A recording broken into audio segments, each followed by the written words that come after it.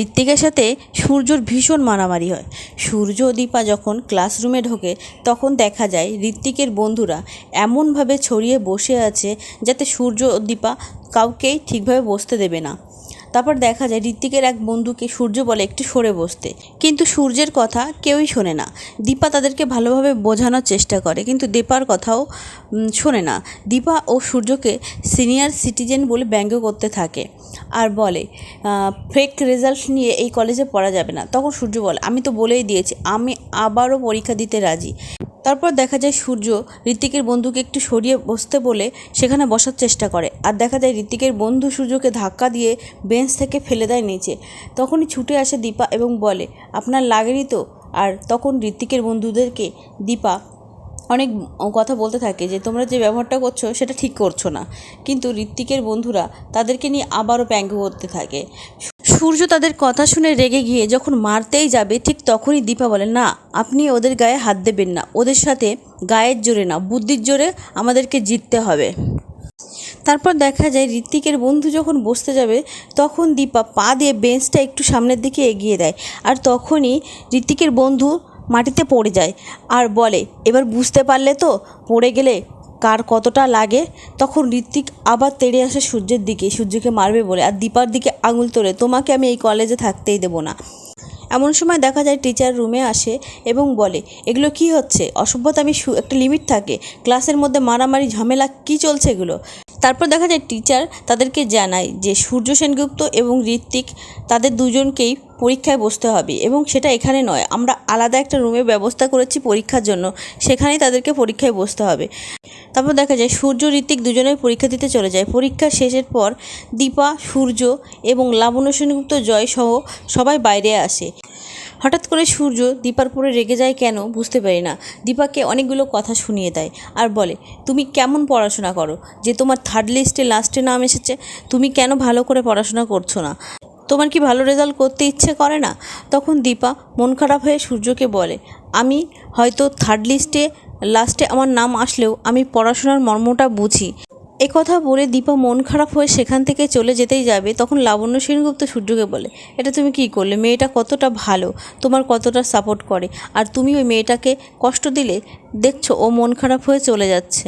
তখন সূর্য বলে হ্যাঁ মা ঠিকই বলেছো, হয়তো একটু বেশিই বলে ফেলেছি আমি ওনাকে, যাই আমি সরি বলে আসি। তখন সূর্য দীপার কাছে যায় আর বলে দীপা আমি সরি, আমি বুঝতে পারিনি, আসলে পড়াশোনাটা আমার কাছে অনেকটা গুরুত্বপূর্ণ, তাই আমি তোমাকে এভাবে বলে ফেলেছি, আমার ভুল হয়ে গেছে, সরি। সূর্য দীপাকে বলে আচ্ছা তুমি আমাকে আপনি আপনি বলছো কেন, আমরা তো সবাই ফ্রেন্ড সমবয়সী, তাহলে তুমি আমাকে আপনি কেন বলছো। তখন দীপা বলে আসলে আমি হুট করে কাউকে আপনি থেকে তুমি বা তুই বলতে পারি না। তারপর সূর্য দীপাকে বলে আচ্ছা চলো তোমাকে আমি বাড়ি পর্যন্ত ছেড়ে দিয়ে আসি। দীপা বলে না না তার কোনো দরকার হবে না।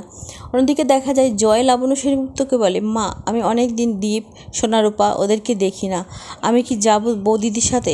তখন লাবণ্য বলে হ্যাঁ হ্যাঁ তুমি যাবে, অবশ্যই যাবে। একথা শুনে সূর্য বলে কোথায় যাবে ও। তখন জয় বলে আমি টিউশন পড়তে যাব। সূর্য বলে তোর কাছে তো কোনো ব্যাগ বই কিছুই নেই, তাহলে তুই কি করে যাবি টিউশনে। তখন জয় বলে আমার বন্ধুদের কাছ থেকে ম্যানেজ করে নেব।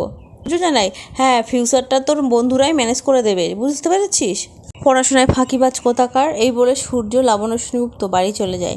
তারপর দীপা বলে দেখেছো তো জয়, সবাইকে ডাক্তারবাবু চিনতে পারলেও আমাকে ডাক্তারবাবু চিনতে পারলো না। সবাইকে মনে আছে জয়, শুধু আমাকে ছাড়া। এটা কোনো ব্যাপার হলো বৌদিদি? আর কবে মনে পড়বে জয়, কবে বলতে পারো? দাদাই তোমাকে ঠিক চিনতে পারবে বৌদিদি, ঠিক চিনতে পারবে। তুমি না আমাকে দিদি বলেই ডেকো। কোনো এক সময়ে কোনোদিন আমি তোমার বৌদিদি ছিলাম, কিন্তু এখন নই। কিন্তু সারা জীবন আমি তোমার দিদি থাকবো। দীপ কোথায় গো? দীপটা ঘুমাচ্ছে রে। মা মা জয় কি করছো, কি বাচ্চা ছাড়ো। কত মিস করছিলাম তোমাকে বলতে, কদিন একটু হাবি তো করছি, একটা দাও। আমার সোনা মা, রূপা মা, ছাড়ো। দীপা ওর এখনই আসতে হলো। দীপা কি তুমি জয় ভাবে পড়ে গেলে কি করে? বললাম আর বাবা গুঁতো খেলাম। গুঁতো গুঁতো কোথাও লাগেনি তো? না লাগে। খবর নিয়ে এসছি, আজকে আনন্দ করার দিন, মজা করবো না আমরা আজকে? আনন্দ তো হবেই। নাম উঠেছে, ওকেও এখন ভালো করে মন দিয়ে পড়তে হবে, নাহলে কিন্তু ওর পাস করা মুশকিল হয়ে যাবে। তুমি আপসেট হয়ে গেলে কেন? মায়ের মনে হয় বাবার কথা মনে পড়ছে। দিদি উর্মি একদম ঠিক বলছে, সব ঠিক হয়ে যাবে। আজকে আমরা মজা করার মুডে আছি, প্লিজ আনন্দে থাকো। আনন্দ যে আমারও করতে ইচ্ছে করছে জয়, কিন্তু সেটা কখনোই আমার কাছে মানুষের কষ্টের বদলে নয়। আর কষ্টের কথা বলছিস? তোরা কষ্টে নেই? আমার জন্য তোরা একে অপরের থেকে দূরে আছিস। দীপ ওর বাবা, দাদু ভাই, দিদি ভাই পুরো পরিবারের থেকে দূরে আছে। সেই কষ্টের কথা কি তোরা ভুলে গেলি? আমাকে খাটতে হবে যাতে সবাই তাদের জায়গা ফিরে পায়। তুমি এই জন্য কষ্ট পাচ্ছ বৌদিদি? আচ্ছা তোমার কি মনে হচ্ছে এই সব সিচুয়েশন তোমার জন্য হয়েছে? আমার দাদাই আজকে যে ফেজে রয়েছে সেখানে মানে আমরা ক্লাসে না আমরা কলেজে পড়ি তুলছে, ওরা থাকলে কি হতো? আচ্ছা আর কোনো কথা হবে না, সামনে এক্সাম, খুব করে পড়তে হবে। আমার যে কি এক্সাইটমেন্ট হচ্ছে। তাই বলে মুখ বুঝে সবটা সহ্য করতে হবে? কখন থেকে সহ্য করে যাচ্ছি, এদেরকে আমি মজা দেখিয়ে ছাড়বো আজকে। মজা? বেশ, তাই হোক। এই সবাই সূর্যকে বসতে দে রে। তুমি আমাকে ফেলে দিলে কেন? করেছিলে ওকে ফেলে দেওয়ার জন্য। এবার পড়ে গেলে কেমন লাগে?